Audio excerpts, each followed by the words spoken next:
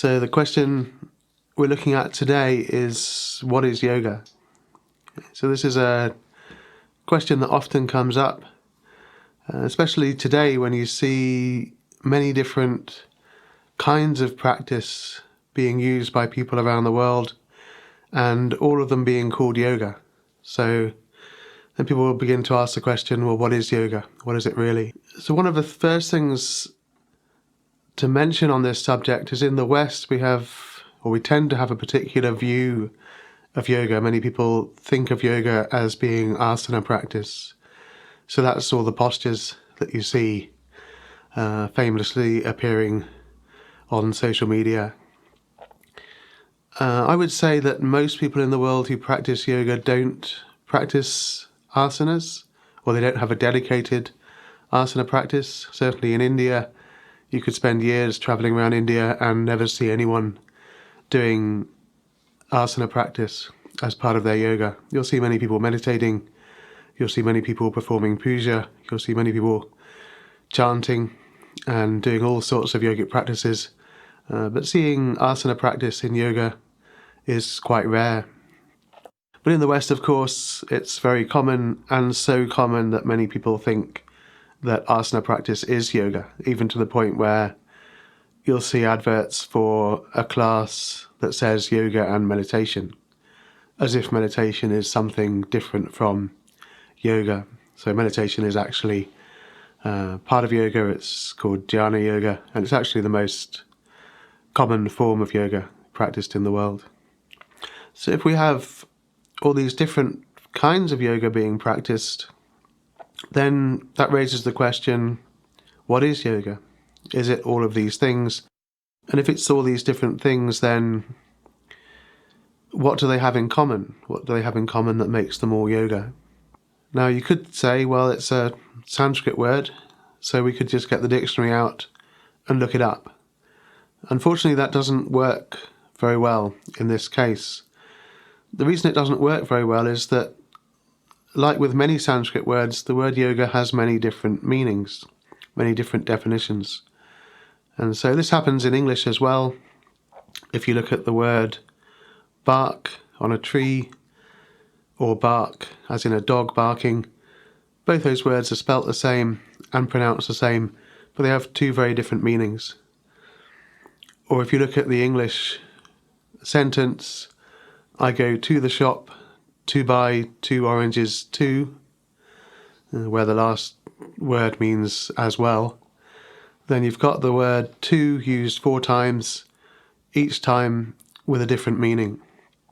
And 3 of them are spelt differently, but 2 of them are spelt the same. So this happens a lot in Sanskrit. A lot of words are spelt the same, pronounced the same, with multiple meanings. So to understand what a word actually means, you have to look at it in its context. You have to look at it in the sentence, in the phrase, in the discussion, and then you can see what the meaning of the word is. So that's one way that we can begin to get a sense of what yoga means.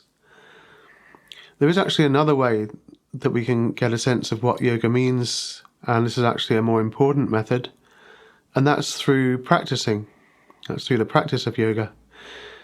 Because the original meaning of the word yoga is a particular state of being, or a state of existence, or a state of liberation or realization or enlightenment. And that's something that the yogic practices lead to. That's something that the yogic practices bring us into the direct experience of. So we can actually come to know what yoga is by experiencing it through the practices of yoga. So that method of understanding the meaning of the word yoga is actually the most important one, and even in the Sanskrit texts there are multiple places where it says knowledge gained through direct experience is much more valuable than knowledge gained through reading books. So if we start by looking at the texts, the Sanskrit texts on yoga, to get a sense of what the word means, one of the earliest places that we find the use of the word yoga is in the Bhagavad Gita. And the word is used more than 100 times to talk about yogic practice. And so one of the forms of yoga described in the Bhagavad Gita is dhyana yoga, or meditation. And the practice is described as sitting down, closing your eyes, bringing your attention to the peak of the nose, or the point between the eyebrows, and then simply focusing your awareness on the divine. And this leads to the calming of the mind. The mind becomes still and quiet, and we begin to enter higher states of consciousness. So this is one form of yoga described in the Gita. Another form of yoga is bhakti yoga, the yoga of devotion. And so this is a form of yoga that can be practiced at any time, in any moment. And it's actually just simply acting in a way where you're conscious of the divine. You're kind of surrendering your actions to the divine. You're remembering the divine in every moment. And so you can be doing anything. You could be doing any action. You could be tending to your garden. You could be out cycling. You could be singing praise. Or you could be, anything at all, looking after your children. You could be cooking a meal.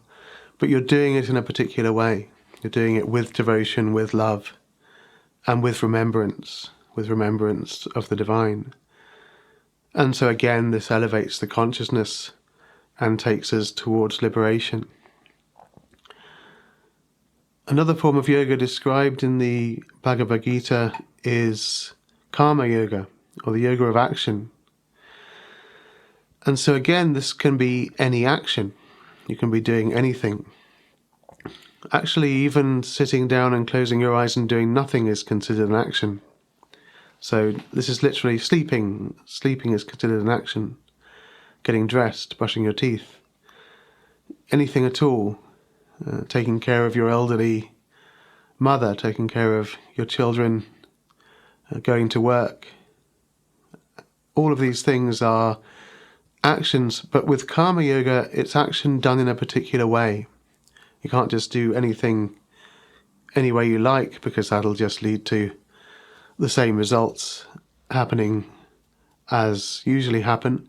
So karma yoga involves action basically where we're surrendering the fruits of our actions.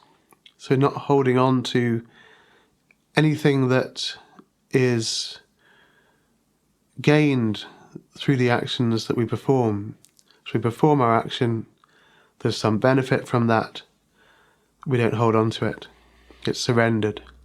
It's the word yajna used in the Gita.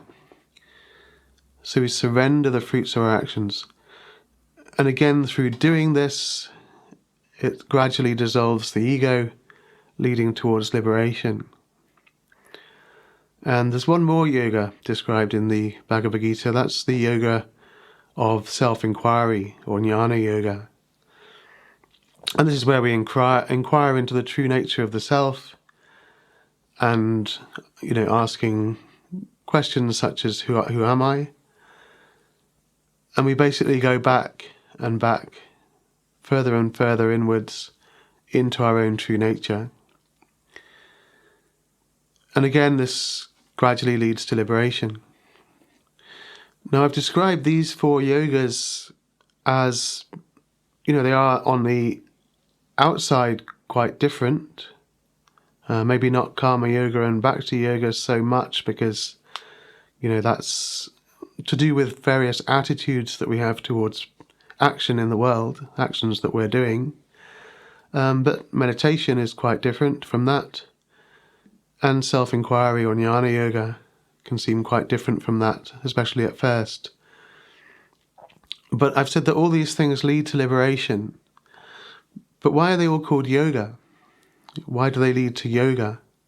Why not? So the word for liberation in Sanskrit is moksha. Why not describe them as practices that lead to moksha? So the word yoga comes from the verb root yuj, meaning to join, or to bring two things together. And this actually is where we get the English word yoke from, and the piece of wood that joins two oxen together in English is called a yoke. So if the word yoga comes from the verb yuj, to join, then what are the two things that are being joined? Now the Bhagavad Gita is described as being the summary of Vedanta, the summary of the teachings of the Vedas. And the spiritual texts of the Vedas are called the Upanishads. And in the Upanishads this is described. The two things that are joined are Atman and Brahman. So what is Atman? It's the individual self. What is Brahman? Brahman is all and everything. In the language of the Upanishads, Prakriti plus Purusha. So Prakriti is all the things that in the universe that move and don't move, and Purusha is pure consciousness. So Prakriti plus Purusha means all and everything. So if yoga is the union of Atman and Brahman, this means that yoga is the dissolution of the sense of individual self and coming into a state of divine realization. And this is actually summarized by the Sanskrit phrase, I am Atman Brahman. This Atman is Brahman. So we end up in a state of unity or union. And so this is why these practices described in the Gita are said to achieve yoga or union with the divine. And we become a knower of Brahman. Okay, so that's a description of the way that the word yoga is used in the Bhagavad Gita. Bhagavad Gita is dated possibly to around 2,500 years ago, so about 500 BC, around the time of the Buddha. Now, about 1,000 years later, you find another Sanskrit text either called the Yoga Sutras of Patanjali or the Yoga Shastras of Patanjali. If you include the commentary, then often the term Yoga Shastras is used. And in this text, first of all, we find a definition of yoga given. Yoga is the stilling of the turning about or the whirlpool of the mind. So again, that comes back to the meditation practice, jhana yoga, where the stilling of the mind leads to transcendence. But one thing we also find in this text is a description of a practice of separation. There's a point in the text where it says that union is the problem. Things being joined together is the problem, and these things have to be separated. So this is sometimes confusing for people. So what's this separation? And how can this be part of yoga if yoga means union? Now, the practice of yoga, especially the practice of meditation, involves stages. And there are different stages and different things happen in different stages. And one of the first stages in the practice of meditation is the cultivation of the witness. The witness is simply the ability to observe things without getting caught up in them. So the ability to see things arising, either objects of the senses or objects of the mind, things like thoughts, memories, but being able to let them arise and let them pass away without believing them, getting caught up in them, or identifying with them. In other words, we separate ourselves from the objects of the senses and the objects of the mind. And we come to know ourselves as the observer and not the observed. So this is an important stage in the practice of meditation because it allows the mind to develop tranquility. Before this, if we're just always believing our thoughts, getting caught up in them, identifying with them, then there's no tranquility, there's no calm, there's no peace. It's just constant turmoil. So in this stage, we're actually separating from identification with these objects. But then there's a further stage beyond this. Once we come to rest in the true nature of our own being, the true nature of our own self, everything becomes very peaceful, very still, which is a state called vairagya. And then there is a gradual process of seeing that everything is within us. We're not separate from anything. And so we experience yoga or union. And at the end of the Yoga Shastras of Patanjali, he actually says, and then only Purusha remains. Purusha is the self. So only the self remains everywhere. So there's not two things, there's only one thing, or unity or union. Okay, so we've looked at a number of practices so far, but we haven't talked about any of the practices that are common in the West at the moment. We haven't talked about asana practice or breathing practices, which are also quite common, something called breathwork or pranayama. So these also start to be mentioned in the Yoga Shastras of Patanjali. Patanjali describes yoga as having 8 limbs, and one of the limbs is asana practice, and another of the limbs is pranayama practice. And in the commentary, there's actually a number of asanas listed, and we start to see non-meditation asanas being introduced for the first time. So this is 1,500 years ago, or 500 AD, 500 CE. And we start seeing poses like the staff pose, where you're sitting on the floor with your legs straight out in front of you. Camel is mentioned, curlew pose is mentioned, elephant pose is mentioned. So these are not poses for meditation. These are poses for something else, for bringing about a different kind of process. And we actually see this starting to be mentioned 100 years earlier in the Sanskrit text. One of the Upanishads lists a number of yoga asanas, and one of them is lion pose, the one where you're either seated with your hands on the floor in front of you, or on all fours with your hands on the floor in front of you. You have your mouth open, your tongue out, and you're exhaling sharply, usually making a sound. So obviously this doesn't have anything to do with meditation. So we're starting to see from 400 AD onwards, we start seeing asanas being used in their own right as yogic practice. And then in the Yogic Shastras, we have pranayama being introduced. So these are particular breathing practices. The breath is being altered in particular ways. Now, to understand how this could be yoga, how could asana practice be yoga, how can pranayama be yoga, we have to understand something about the human body, something about the way the human body is made. So the human body has energy channels within it. These are called nadis in Sanskrit. Particular energy centers in it called chakras. And generally the chakras are at points where the energy channels cross. Now this is all happening on a subtle level. This isn't something that you would be able to see inside a body. If you cut a body open, you wouldn't see these things. So they're existing on a subtle level. These are flows of what's called prana. In China it's called chi. In Japan it's called ki. So this is a particular kind of spiritual energy. And part of the process of spiritual awakening, in order to realize the state of yoga, involves purifying these energetic channels and these chakras, or these energetic centers. And the breathing practices of pranayama are practices that purify these energetic channels in certain ways. So the breath is related to the flow of prana.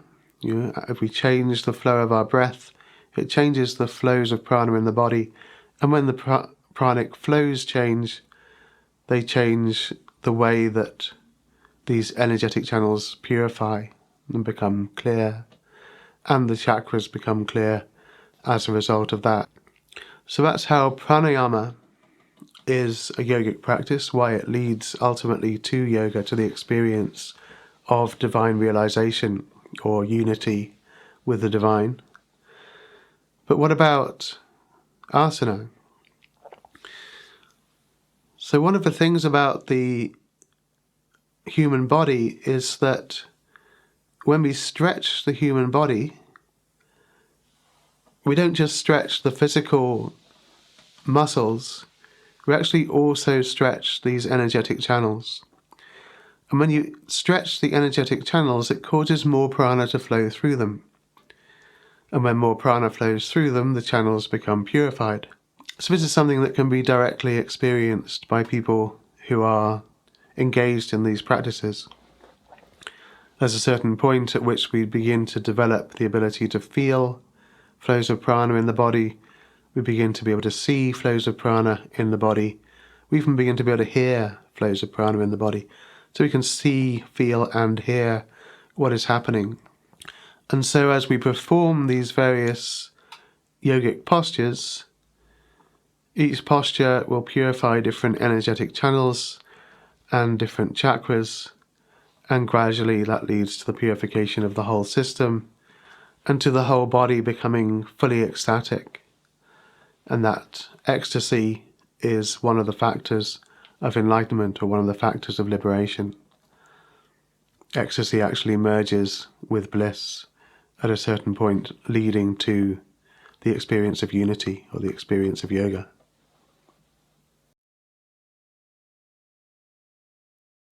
And then we gradually see more asanas being brought into the practice of yoga over time. By about 500 years ago, there's a text called the Hatha Yoga Pradipika, and in there we start seeing sitting toe touch, Paschimottanasana. We start seeing butterfly, Baddha Konasana. We start seeing peacock. So asanas being added to the sort of list of asanas that are used in the practice of yoga. And then in the 16th century, we start seeing headstand being included, and so on. And there's various texts that mention 84 asanas.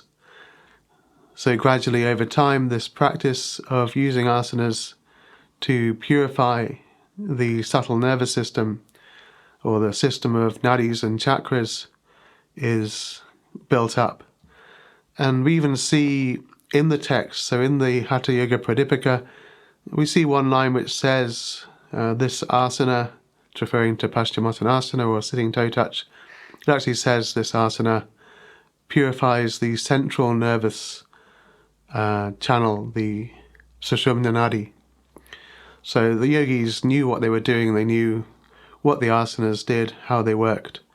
And in that text, it even goes on to say that when the prana, or the spiritual energy, is brought into the central channel, into the Sushumna Nadi, the yogi will experience samadhi. So samadhi is a state of consciousness where we transcend the mind. So we're experiencing transcendence, which leads to moksha and to the experience of yoga, or unity.